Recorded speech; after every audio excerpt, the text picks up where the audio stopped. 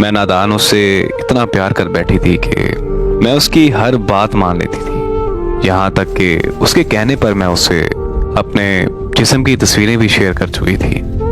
जब उसने मिलने का बोला तो मैंने शादी के बाद का कह दिया, तो उसने मुझे ब्लैकमेल करना शुरू कर दिया।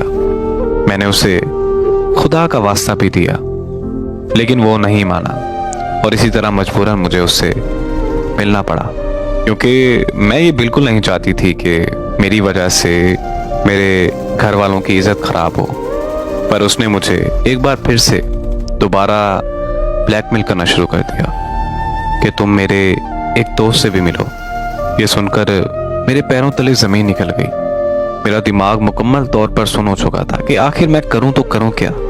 मैंने बहुत सोचा और आखिरकार मुझे उसके दोस्त से भी मिलना पड़ा।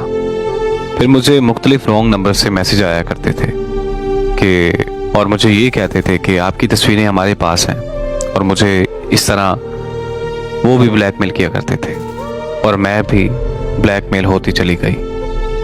मुझे पता ही नहीं था कि मैं किस किस से मिलती जा रही थी। फिर एक लड़का मेरी ज़िंदगी में आया। उसने मुझे बहुत प्यार दिया, बहुत इज्जत दी।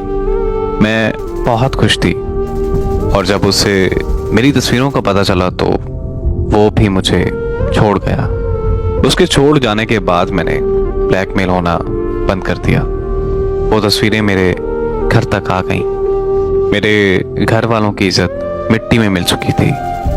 मेरे अब्बा अब बाहर नहीं निकलते, मैं भी बाहर नहीं जाती, क्योंकि लोग मुझे बुरी नज़रों से देखते हैं। मेरी एक गलती की वजह से मेरे घर वालों की सारी ज़िंदगी की इज्जत मिट्टी में मिल गई। अब मैं सारा दिन एक कमरे में बंद होकर रोती रहती हूँ और खुद को कोसती रहती हूँ कि मैंने आखिर इतनी बड़ी गलती क्यों की। अब मैं किसी से शादी करने का भी नहीं सोच सकती, क्योंकि ऐसी लड़की से कोई शादी नहीं करेगा